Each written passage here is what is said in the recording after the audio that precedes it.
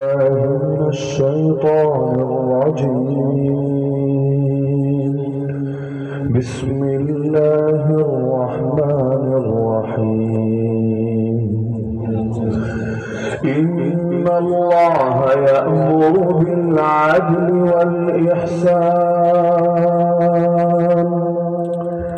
وإيتاء ذي القربى وينهى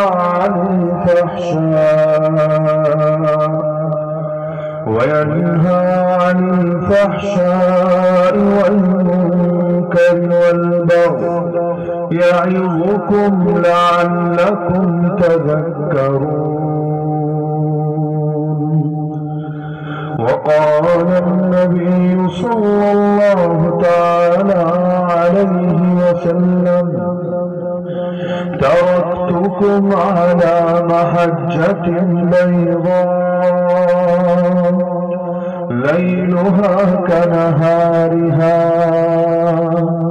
لا يزيغ عنها بعدي إلا هالك. آمنت بالله صدق الله العلي العظيم وبلغنا رسوله النبي الكريم.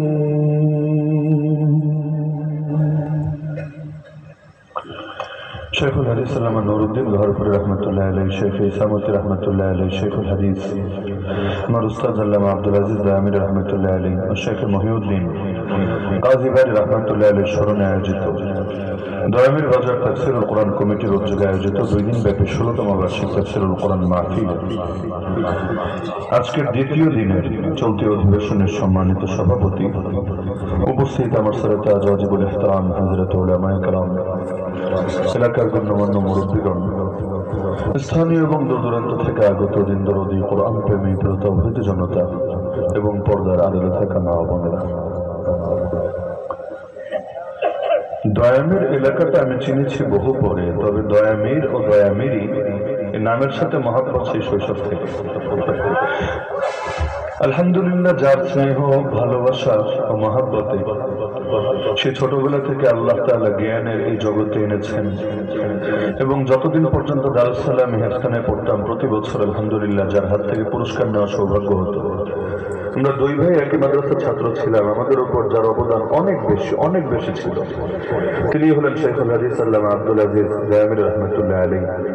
এমনকি আমার মনে পড়ে না আমার কোন আত্মীয় স্বজনের মৃত্যুতে আমি এত কেঁদেছিলাম, হুজুরের মৃত্যুতে যে পরিমাণ কান্না পেয়েছিল এবং লম্বা দীর্ঘকাল পর্যন্ত মাদ্রাসার সামনেই তো কবর, তো যখনই সেই কবরের সামনে যেতাম নিজের চোখের পানি ধরে রাখতে পারতাম না, যদিও তখন পড়াশোনা ঢাকায়, যখনই দারুস সালাম আসা হতো কবরের মধ্যে কি জানি একটা ছিল, শুধু সামনে গেলেই হুজুরের শেষ দিনের কথাগুলো, তার ক্যান্সার হওয়ার পরে, বিশেষ করে যখন থেরাপি দেওয়ার পরে মুখের দাড়িগুলো পর্যন্ত ঝরে গেল এবং কথাবার্তা বলতে কষ্ট হচ্ছিল, এগুলো এখনো মনে করলে আমার কাছে খুব কষ্ট লাগে। তো দয়ামিরের প্রতি মহব্বত, তখন আমি এলাকাও চিনি না, কারণ বাড়ি এয়ারপোর্ট, সেখান থেকে এসে দারুস সালাম পড়াশোনা করি, আমার জগতের মধ্যে সীমাবদ্ধ, এদিকে আমার যাতায়াত নাই, চিনিও না, চিনেছি বহু পরে ঢাকা যাওয়ার পর, আর ওয়াজ তো আরো বহু পরে। ওই জেলে যাওয়ার আগে একবার সম্ভবত এসেছিলাম, এখানে এক মাদ্রাসা আছে মনে হয়, এই মাদ্রাসার মাহফিলে, যদিও স্মৃতিগুলো আমার মনে আছে, কি আর কঠিন পরিস্থিতি ছিল, অনেক আলেম তো ওই দিন আসতেই পারেনি, আসতে দেওয়া হয় নাই।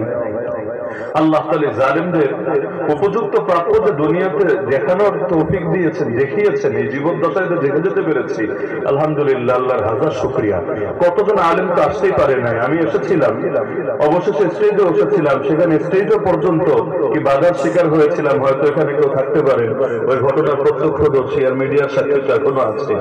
এমনকি যারা সেদিন কটু মন্তব্য করেছিল, নাম নিয়ে গালিগালাজ করে যে আরে কে এনেছে, কে স্টেজে উঠিয়েছে, এমনকি মোতামিম সাহেবকে পর্যন্ত বয়ানের মধ্যে বাধ্য করেছে আমাকে এসে এই বিষয়ে একটু তাম্বি করতে, যে জালেমরা করেছিল এদের কেউ কেউ এখনো আশপাশে হয়তো আছে। আল্লাহ হেফাজত করুন, আল্লাহ হেদায়েত দান করুন, আর হেদায়েত নসিবে না থাকলে দুনিয়া এবং আখিরাত ওদেরকে চূড়ান্ত ভাবে লাঞ্ছিত করুন। আলেম ওলামার শানে, দ্বীনের আল্লাহ রাসূলের ওয়ারিসদের শানে যারা বেয়াদবি করে, এরা যদি জমিনের বুকে লাঞ্ছিত না হয় তাহলে অন্যান্য বেয়াদবরা উৎসাহিত পাবে। আমরা আল্লাহর কাছে চিরকালে দোয়া করব ওই কারাগারের ভেতরে আলেমরা আর কিছু পারুক বা না পারুক, গভীর রাতে উঠে যখন তাহাজ্জুদ পড়ে আল্লাহর কাছে বিচার দিত আর আল্লাহ বলে একটা চিৎকার মারত, তখনই দিল সাক্ষ্য দিত ইনশাআল্লাহ সুম্মা ইনশাআল্লাহ এই বদদুয়া যার উপর গিয়ে পড়বে আল্লাহ ওর করুণ পরিণতি দুই চোখে দেখাবে ইনশাআল্লাহ। তো কর্তৃপক্ষ আলোচ্য বিষয় নির্ধারণ করেছেন সমাজে ন্যায় বিচার প্রতিষ্ঠা। তো নির্দিষ্ট বিষয়ের উপর মৌলিক কয়েকটা বার্তা আলোচনা আলোচনা এতে টানবো ইনশাআল্লাহ। আশা রাখি হজম শক্তি আগের চাইতে হয়তো বেড়েছে, যদি আমার কথাবার্তা এক অ্যাঙ্গেলই চলছে। তবে যে বিষয় আর কি মানে ভূমিকা শুরুতেই বলে রাখি, এই বিষয়ে কথা বলতে গেলে কিছু মনে কষ্ট পেতে পারেন, এজন্য আমি ক্ষমা চাইবো না, কারণ হকের কথা বলার কারণে ক্ষমা চাওয়ার কি আছে। তবে আমি বলবো কারো দিলে কষ্ট লাগলে ইমানটা ঠিক করে নিয়ে কষ্ট লাগবে না ইনশাআল্লাহ। সমাজে ন্যায় বিচার প্রতিষ্ঠা বুঝতে চাইলে প্রথমে এই জিনিসটা মাথায় গেঁথে রাখা দরকার, ন্যায় কাকে বলে আর ন্যায় বিচার কাকে বলে। কারণ ন্যায় এবং অন্যায় জিনিসটা আপেক্ষিক মনে হয় অনেকের কাছে। আমার চোখে যেটা ন্যায় আপনার কাছে মনে হচ্ছে সেটা অন্যায়, আবার আপনার চোখে যেটা ন্যায় আমার কাছে মনে হচ্ছে সেটা অন্যায়। তাহলে ন্যায় আর অন্যায় বোঝার মানদণ্ড কি? নীতি আর দুর্নীতি চেনার আমাদের কাছে মানদণ্ড কি? কোনটা নৈতিকতা কোনটা অনৈতিকতা পার্থক্য করবো কিভাবে? কোরআনের আরেকটা নামই আছে ফুরকান। কোরআনের প্রসিদ্ধ 5টা নাম আছে, এর মধ্যে একটা নাম হলো ফুরকান। ফুরকান শব্দের অর্থ হলো পার্থক্যকারী।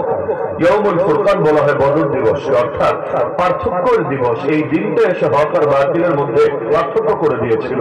18 নম্বর পারে একটা সূরাই আছে, সূরা ফুরকান। যে ফুরকান শব্দের অর্থ এখানে একই। এমনকি ফুরকান থেকে ফারুক শব্দ এসেছে। ওমর রাদিয়াল্লাহু আনহু নামের সঙ্গে কিন্তু আমরা বলি ওমর ফারুক। কেন ফারুক বলি? কারণ তিনি হক এবং বাতিলের মধ্যে পার্থক্য করেছিলেন। সাহাবী বলেন যে আমরা যেদিন থেকে ওমর কালেমা পড়েছে সেদিন থেকে আমরা শক্তিশালী হতে শুরু করেছি। কারণ ওমর কালেমা পড়ি যেদিন পড়েছে, কালেমা পড়ার আগে বের হয়েছিল নবীর কল্লা কাঁদবে বলে, যেই সাহস আবু জাহালে করে নাই, যেই কাজ করতে আবু লাহাব বের হয় নাই, ওমর বের হয়েছে নবীর কল্লা কাঁদতে। যেই মাত্র কোরআনের পরশে এসে কালেমা পড়ে মুসলমান হয়ে গেল, তার হৃদয়ের বন্ধ দুয়ার খুলে গেল।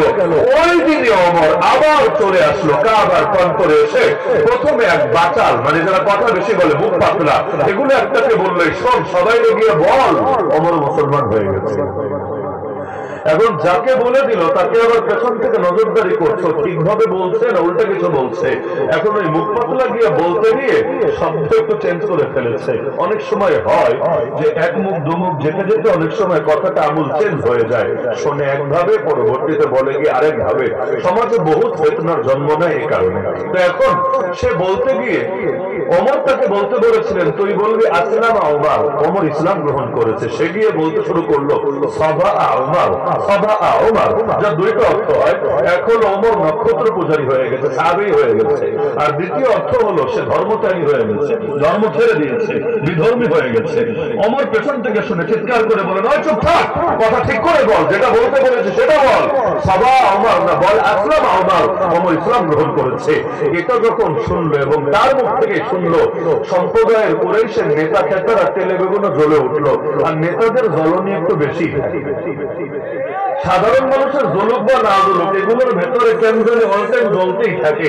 আর কিসের জন্য যেন আগুন নেভেই না, যতদিন হাতে ক্ষমতা থাকে, ক্ষমতা চলে গেলে আবার আস্তে করে যায় নিভে, তখন আর বারুদে বারুদে ঘষা লাগলে আর জ্বলতে চায় না। এগুলো এক আজীব সমস্যা। আল্লাহ রাসূলকে জুলুম করেছে কারা? গরিব দুঃখী মানুষেরা, শ্রমিকরা, দিনমজুররা। কারা? সকল নবীর অধিকাংশ অনুসারী দেখবেন গরিব দুঃখের সাধারণ জনতা। আল্লাহ নবী দাওয়াত দিচ্ছেন, বেলাল এসে মুসলমান হয়ে যাচ্ছে, সুমাইয়া মুসলমান হচ্ছে, আম্মার মুসলমান হচ্ছে, ইয়াসির মুসলমান হচ্ছে, আর আবু লাহাব নবীর সামনে বেয়াদবি করছে, আবু জাহল নবীকে হত্যা করার ষড়যন্ত্র করছে। কি আজীব এক কথা! যারা আগে বোঝা দরকার ছিল, কারণ ওরাই তো বেশি জ্ঞানী, ওদের তো বুদ্ধি বেশি, ওদের তো সচেতনতা বেশি, যুগে যুগে ওরাই বেশি বাধা দিল আর জনসাধারণ বেশি পক্ষে চলে আসলো। কারণ কি? কারণ হলো এই ক্ষমতাসীনরা কেন যেন নবীদেরকে এবং এরপর নবীর ওয়ারিসদেরকে সর্বদাই নিজেদের গদির জন্য চ্যালেঞ্জ মনে করতে লাগলো। এমনকি অরাজনৈতিক যারা আছে তাদের বাংলাদেশের রাজনৈতিক আলেম কয়জন, বেশিরভাগই তো অরাজনৈতিক, মানে তারা কোনো দলের সাথে সম্পৃক্ত না, তাও ভয় পায়। কেন? আবু জাহেল কেন ভয় পেয়েছিল আপনি কি ভাবেন? সে বোঝে না কিছু, সব বুঝেছে না। বুঝলে রাতের বেলা নবীর বাসায় গিয়ে কান পেতে আল্লাহ রাসূল তাহাজ্জুদে যখন তেলাওয়াত করেন শোনার চেষ্টা কেন করে? তার মানে মজা লাগে কোরআন তেলাওয়াত শুনতে। আরবি কোরআন শুনতে মজা লাগে, হেদায়েত গ্রহণ করতে তো ঝামেলা কোথায়? বাংলাদেশেও বহুত আছে। এই যে রমাদান আসছে, পুরো 30 পারা শুনবে মনোযোগ দিয়ে তারাবির নামাজে, কোনো আপত্তি নাই, কোনো হামলা নাই, কোনো মামলা নাই, কোনো গালি নাই, কোনো বাদমি নাই।